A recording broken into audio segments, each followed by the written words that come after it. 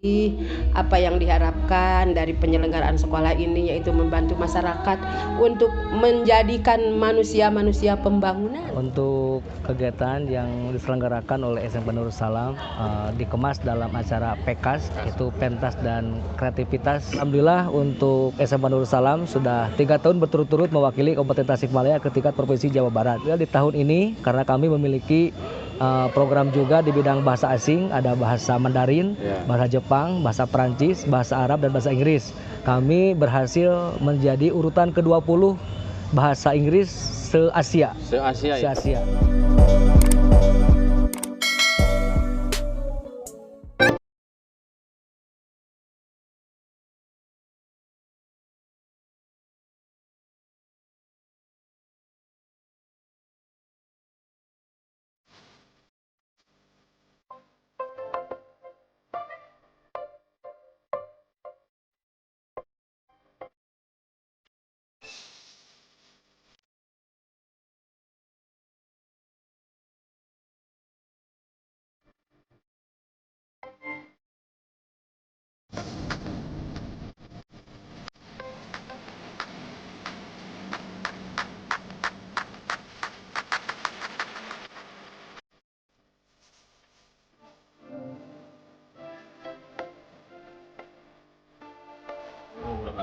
Silaturahmi kali ini kita ada di SMK Nurul Salam. Barangkali saya mau menanyakan Pak, dari rentetan kegiatan ini sedang ada acara apa ini?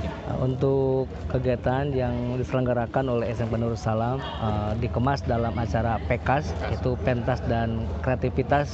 Ini yang kelima, dimulai dari hari Senin sampai dengan hari Minggu besok tanggal 30 Januari 2022. Ini kebetulan sudah diprogramkan oleh sekolah, sudah 5 tahun, sekarang PKS yang kelima. Itu program sekolah tapi yang jadi penyelenggara oleh OSIS SMK Nurul Salam. Apa yang diharapkan? Pada intinya untuk menggali potensi peserta didik baik dalam bidang olahraga, seni ataupun yang lainnya. Nanti kalau sudah terlihat potensinya bisa dikembangkan supaya lebih berkembang dan lebih berprestasi.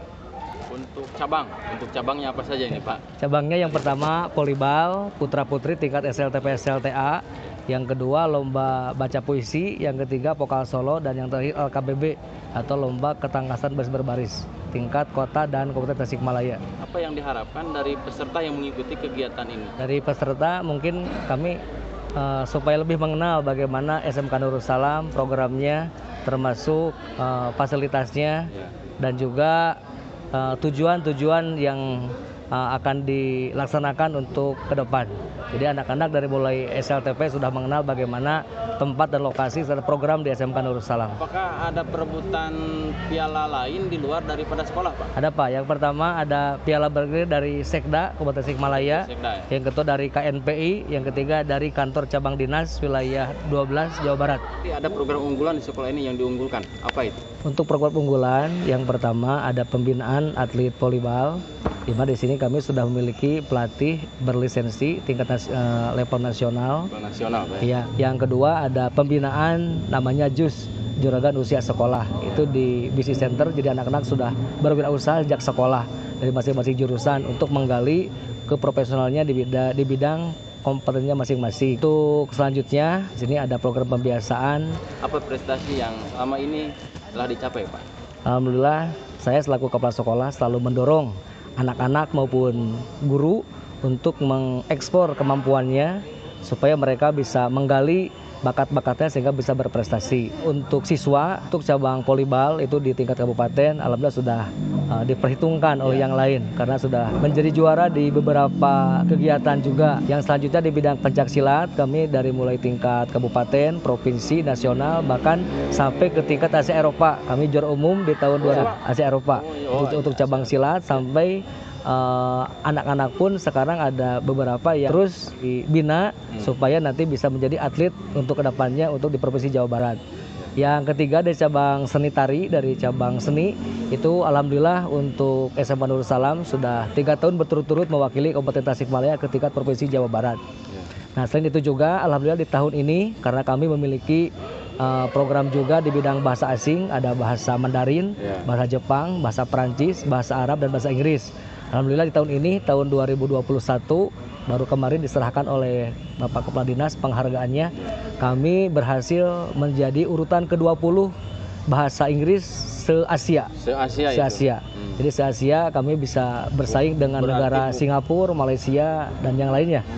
Bukan hanya Asia Tenggara, tapi Asia. Asia ini. Ya. Yang selanjutnya untuk guru, alhamdulillah kemarin tahun 2018 berhasil menjadi juara 1 guru SMK berprestasi tingkat Kabupaten Tasikmalaya dan melaju ke Provinsi Jawa Barat.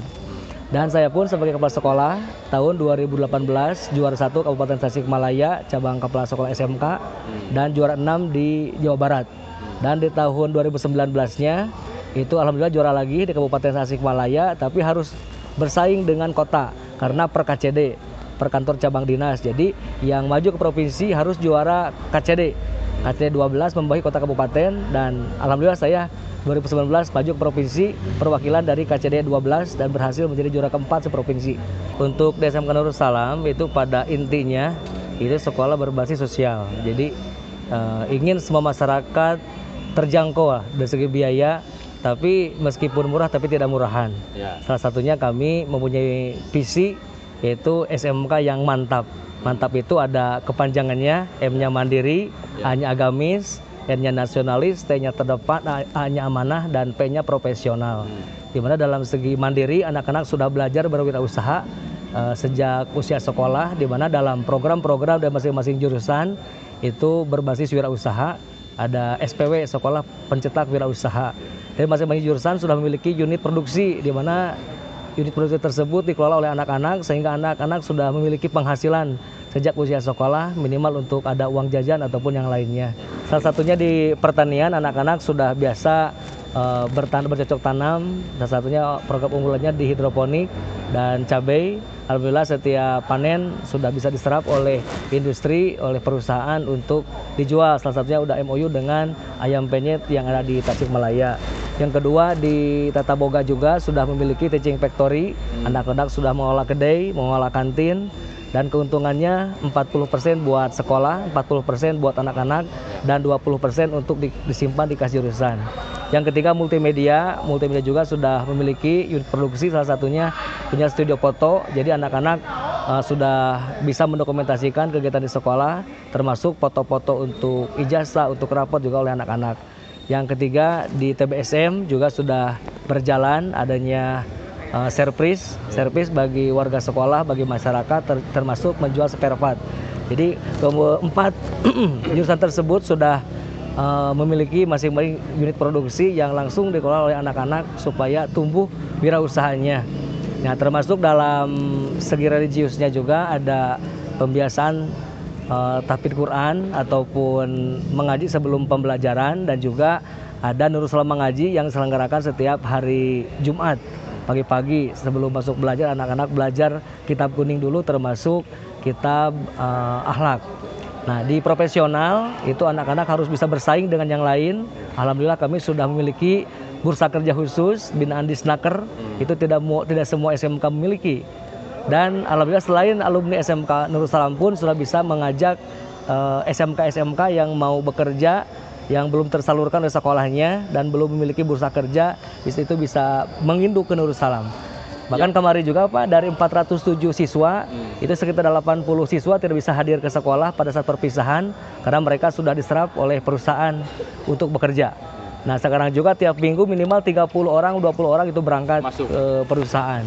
Bahkan yang paling menonjol tahun kemarin ada siswa yang diserap oleh Daihatsu. Itu gaji pertama itu 6 juta dan sekarang sudah 13 juta per bulan. Bahkan Pak, ketika masuk di semester 2, anak-anak kelas 12 sudah dijuruskan mana yang mau bekerja, mana yang mau melanjutkan. Yang mau melanjutkan pun, alhamdulillah kami tahun kemarin ada 72 siswa yang melanjutkan dan semuanya beasiswa diajukan oleh pihak sekolah melalui KIP kuliah. Jadi anak-anak yang mau kuliah disalurkan, dia mau bekerja pun disalurkan oleh pihak sekolah. Jadi kami ingin sesuai harapan masyarakat di mana lulusan SMK tidak lagi menganggur, tapi harus mampu masuk ke perusahaan, bekerja, dan bisa memberikan kontribusi kepada keluarganya. Terima kasih Pak atas kesempatannya dalam hal ini. Informasi-informasi yang disampaikan oleh Bapak selaku Kepala Sekolah mudah-mudahan ini bisa menjadi pencerahan untuk orang tua, untuk pilihan sekolahnya kemana nih anak harus menyekolahkan anaknya, sehingga nanti hasil akhir dari sekolah itu ada peluang anak bisa bekerja dengan channel dan link-link yang sekiranya sekolah bisa menyalurkan anak untuk sekolah. Iya. Mungkin seperti itu Pak. Iya, Terima Pak. kasih Pak. Ibu sebagai ketua yayasan ikut membantu program sekolah yang dilaksanakan oleh kepala sekolah beserta para guru. Ibu sebagai ketua yayasan sekali lagi cuma ikut mendampingi dan memberi fasilitas yang sesuai dengan kemampuan ibu. Karena terus terang saja tugas guru yaitu mendidik, mengajar, melatih, membimbing, mengarahkan, memberi contoh, memberi laporan kepada orang tua sebagai pengguna jasa dan memberi laporan kepada dinas sebagai atasan resminya. Walaupun kami ini sekolah swasta, tapi kami terus berusaha untuk memperlihatkan kompetensi guru yang ada 4 kompetensi itu. Kompetensi pedagogik, profesional, kemudian sosial, kepribadian. Nah, dengan seperti itu maka siswa-siswa juga bisa digali potensinya. Jadi kegiatan ini yang sangat ibu rasakan itu positif dalam rangka menggali potensi peserta didik, mengembangkan potensi mereka. Jadi dampak positifnya yaitu menjadi mereka lebih dinamis lah. Dinamis betul-betul. Jadi anak-anak itu sudah merasa bukan kewajiban lagi berada di sekolah, tapi mereka butuh untuk menjadi pengurus OSIS. Apa yang diharapkan dari penyelenggaraan sekolah ini yaitu membantu masyarakat untuk menjadikan manusia-manusia pembangunan, sehingga anak-anak di sini akan menjadi manusia pembangunan yang berguna untuk diri sendiri dan terutama bertanggung jawab untuk bangsa, agama, dan negaranya.